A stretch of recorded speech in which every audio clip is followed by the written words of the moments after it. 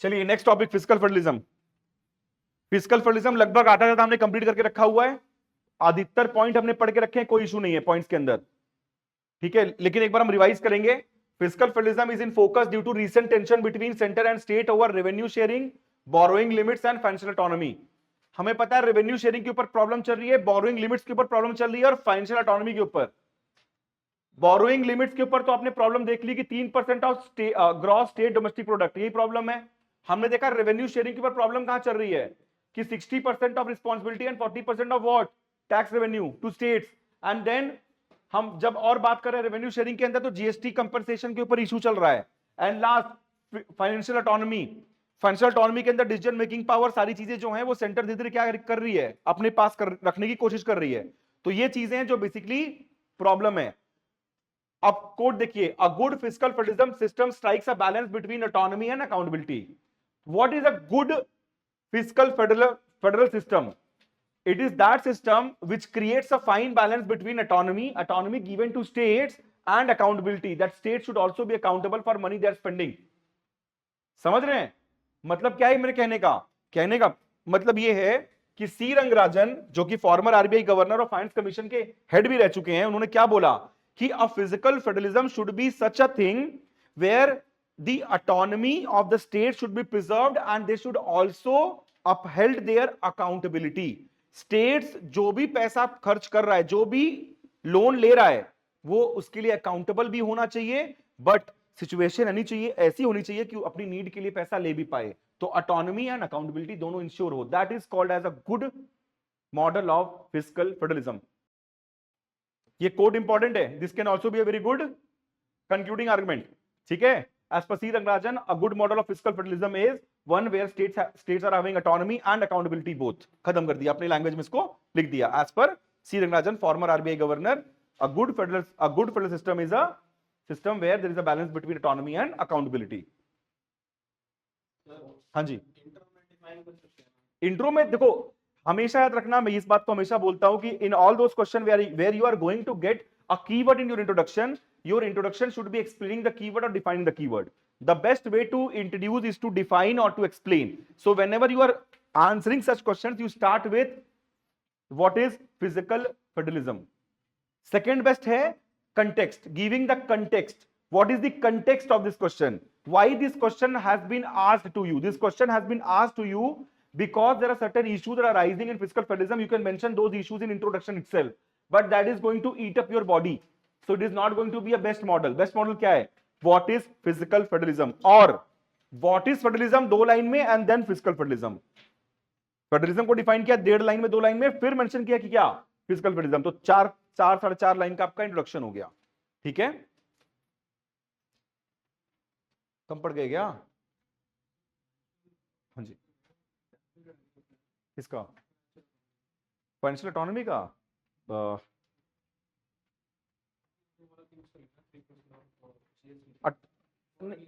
अच्छा, तुम कह रहे हो कि issues rising in financial autonomy, यही है स्लैब रेट, ये सारे पेट्रोलियम वगैरह पे नहीं डिसाइड कर पाना, धीरे धीरे राइट जाना, जीएसटी के अंदर जो 5 चीज, हम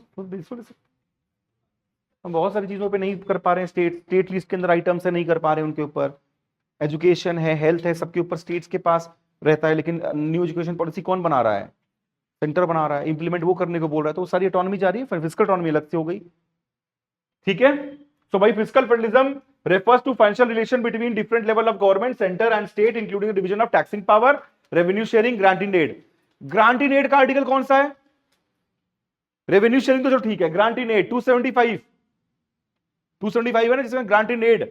और आपको बता देता हूं मैं, आपको डेटा इसके अंदर बहुत स्पेसिफिकली मेंशन्ड है। ग्रांट इन एड के अंदर ये है, the grant in aid given by the centre to states is reducing rapidly, I think from 1.95 lakh crore to 1.65 lakh crore, घट गया है। तो ग्रांट इन एड किसको मिलते हैं? उन स्टेट्स को मिलते हैं जो स्टेट्स बहुत ही डायर नीड में होते हैं। फॉर एग्जांपल 2018 में केरला में बहुत ही डिवास्टेटिंग क्या आया था, फ्लड आया था, तो Kerala demanded money from centre for reconstruction and rehabilitation, centre denied, and then centre give very less amount of what Kerala asked for. Such examples are bad example of physical federalism, and it's a very poor, क्या कहते हैं, political वो भी, right. समझ रहे हैं आप बात क्या कहना चाह रहा हूं? तो बेसिकली ग्रांट इन एड के अंदर भी जो सेंटर ग्रांट देती है ना स्टेट्स को, उसका भी अमाउंट क्या हो गया है, रिड्यूस हो गया है। आगे हम पढ़ेंगे, कोई दिक्कत नहीं है, ठीक है।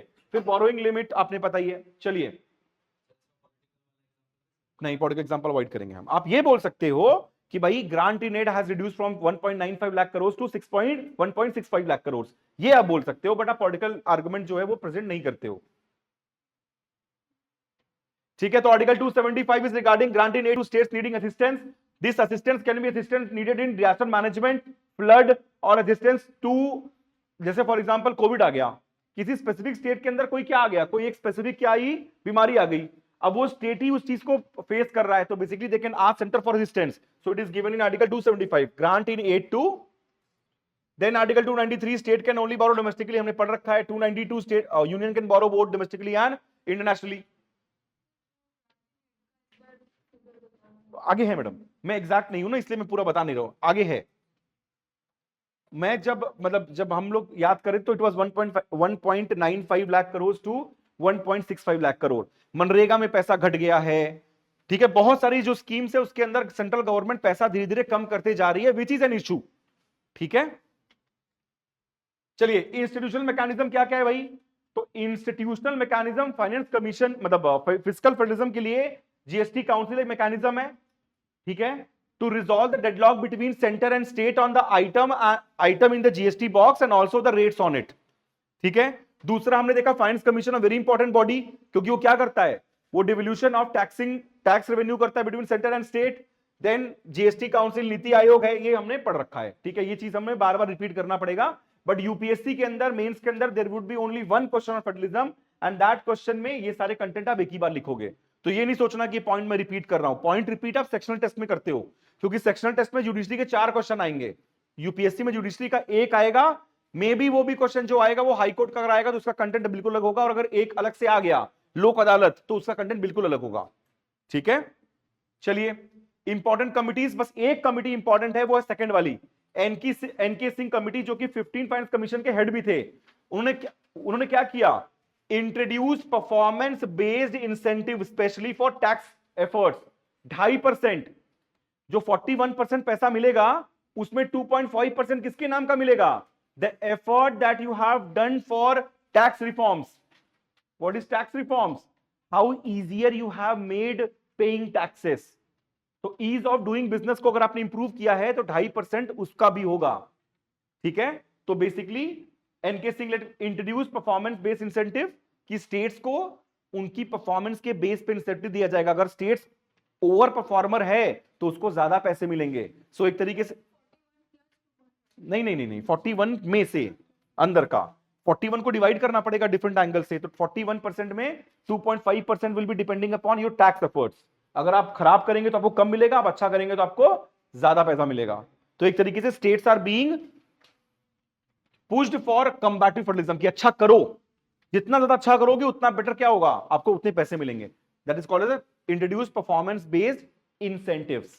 हाँ जी, जो कमिटीज है ये वे फॉरवर्ड के पॉइंट वे फॉरवर्ड के भी पॉइंट है, सोल्यूशन के भी पॉइंट है, कंक्लूडिंग आर्गुमेंट में भी कर सकते हो। अगर वे फॉरवर्ड आपके पास ऑलरेडी, देखो अगर क्वेश्चन ये आता है कि what are the ways to resolve the conflict, तो ways to resolve the conflict तो ये हो गया, ये वेज हो गया, सारे अलग अलग पॉइंट्स ये अलग अलग पॉइंट्स है, ये वेज में डाल दिया आपने। अब आपको खत्म करना है आंसर, तो ये आपका क्या हो गया, ये आपका कंक्लूडिंग आर्गुमेंट हो गया, ठीक है। अपार्ट फ्रॉम दिस आपने वे फॉरवर्ड लिख दिया, apart from this NK Singh recommendation of performance based incentive can be opted in other sphere to resolve the issue, answer खत्म। समझ रहे हैं आप? तो बेसिकली आपको एक अपना मोस्ट इंपॉर्टेंट कंटेंट बचा के रखना है अगर आपको कंक्लूजन लिखना है तो, ठीक है। अगर आपके पास कंक्लूजन समझ नहीं आ रहा, अगर टेम्पलेट बना नहीं हुआ है तो टेम्पलेट बना के एक पॉइंट बचा के रखना है। फॉर एग्जांपल अगर मैं कंक्लूजन लिख रहा हूं, कभी भी कोई भी क्वेश्चन आता है तो मैं टेम्पलेट दिमाग में मेरे अंदर है कि मैं इसको ऐसे ही कंक्लूड करूंगा।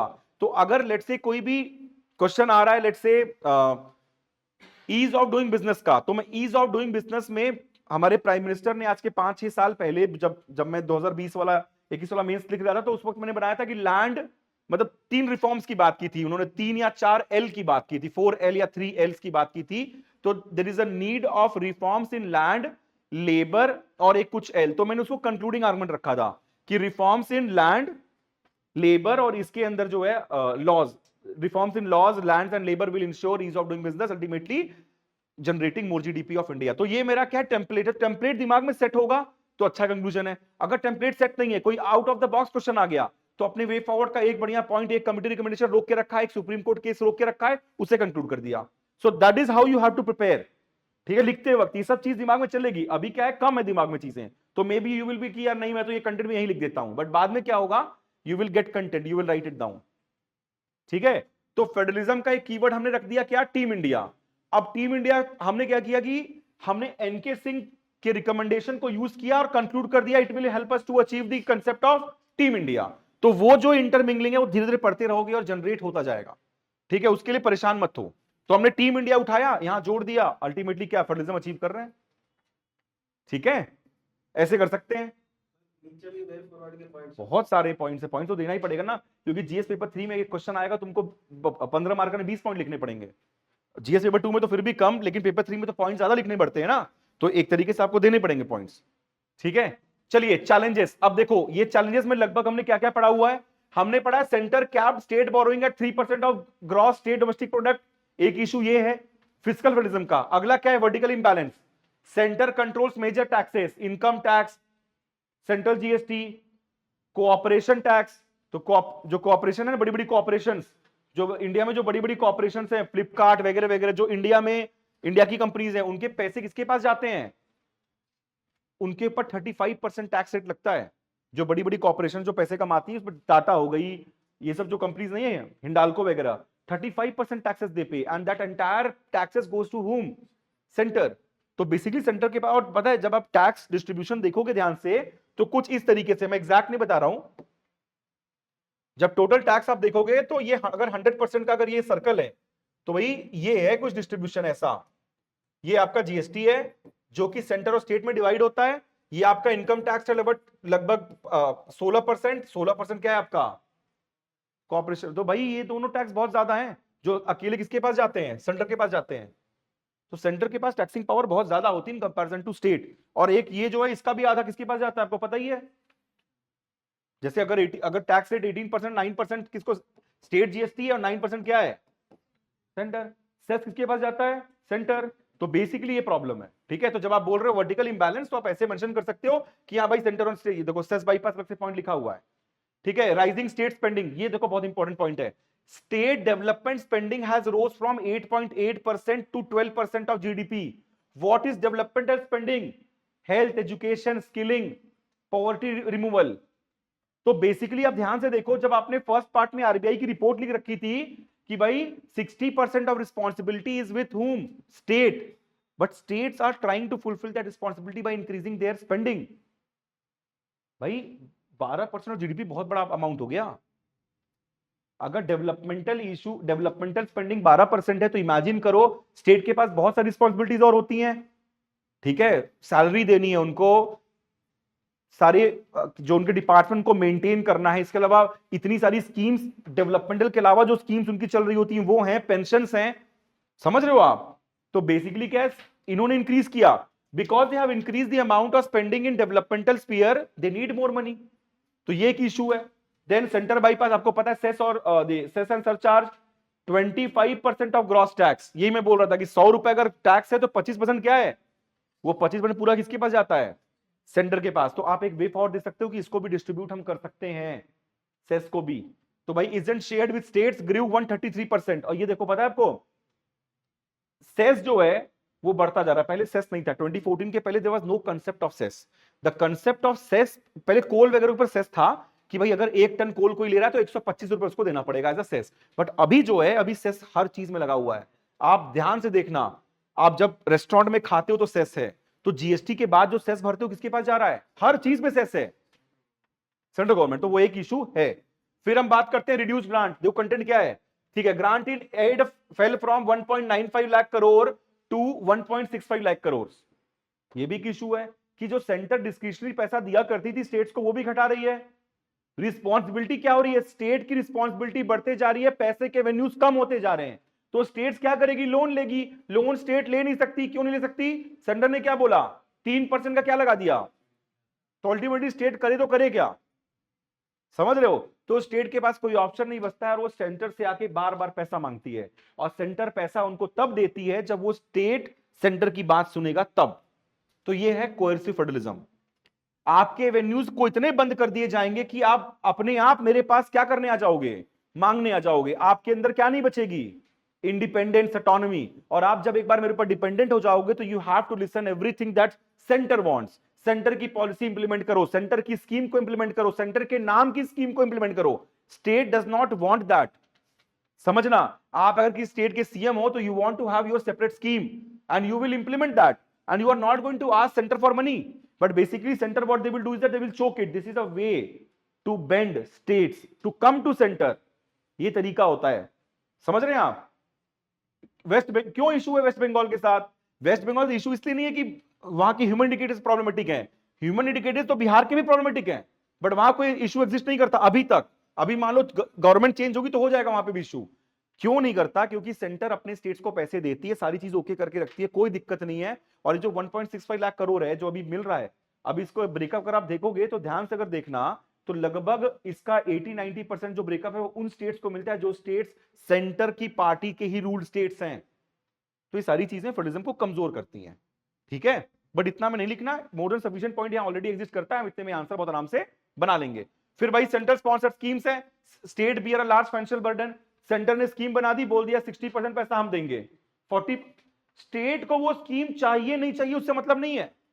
स्कीम बन गई, 40% पैसा आपको देना है।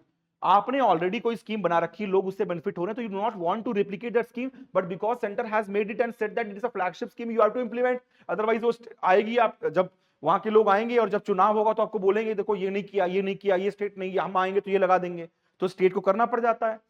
तो कभी कभी क्या होता है, जो टॉप डाउन अप्रोच होता है वो भी बॉटलनेक होता है। So that scheme is a top down approach by centre, may be state does not need it. Kerala do not need any scheme for education because Kerala already 95 plus education पे exist करता है, but still they have to implement if they want to get money from center, क्योंकि centre बोलेगा नहीं इस scheme को implement करना ही है आपको, तो कंडीशन लगा देते हैं। तो ये सारे इश्यूज हैं फिस्कल फेडरलिज्म के। कोई इशू? तो GS3 के कुछ कुछ टॉपिक कवर हो जाते हैं यहां पर, बाकी ये वाले वे फॉरवर्ड के अंदर आपने वे फॉरवर्ड पढ़ रखा है, एनके सिंह कमेटी का वे फॉरवर्ड, ठीक है। फिर नीति आयोग कॉम्पिटिटिव फेडरलिज्म का वे फॉरवर्ड पढ़ रखा है आपने। इसके अलावा क्या है वे फॉरवर्ड? हमने जीएसटी काउंसिल में, जीएसटी काउंसिल जैसे वर्क करती है बहुत ही, देखो जीएसटी काउंसिल प्रॉब्लम नहीं है, GST council is a democratic body, ठीक है। 66% of say is given to whom? State. 33% of state is with say is with centre, but the problem is out of दो 66% लगभग 70% states are being ruled by the same party, है कि नहीं? तो वहां पर भी क्या होता है, वहां पर भी सेंटर अपनी चीजों को चला लेता है। तो ये सारी बातें हैं, इन सब चीजों को अगर आप ध्यान से देखोगे,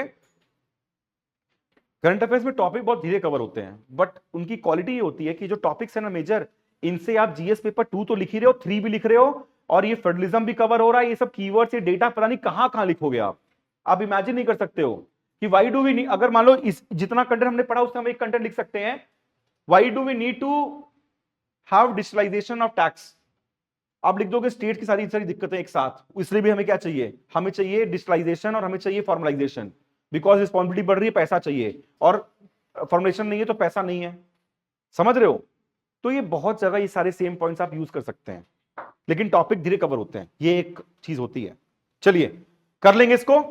हाँ जी कॉन्स्टिट्यूशनल प्रोविजन का इशू था 292 293, तो भी वे फॉरवर्ड बिल्कुल डाल सकते हैं आप, सिंपल डाली नहीं, उसको वे फॉरवर्ड मत बनाना, वो वे फॉरवर्ड नहीं, वो तो इशू है, रिमूविंग कह सकते हो आप ये कह सकते हो कि सेस और सरचार्ज की चीजों को भी बांटा जाए, आप ये बोल सकते हो कि कॉम्पिटिटिव फेडरलिज्म को और इंक्रीज किया जाए, आप ये बोल सकते हो कि भाई स्टेट्स की ऑटोनॉमी को मेंटेन किया जाए। आर्टिकल 293 में जो आपने क्या लगा रखा है, जो आपने वो लगा रखा है क्लॉज की 3% से उस चीज को हटाया जाए, ये सारी चीजें आप बोल सकते हो।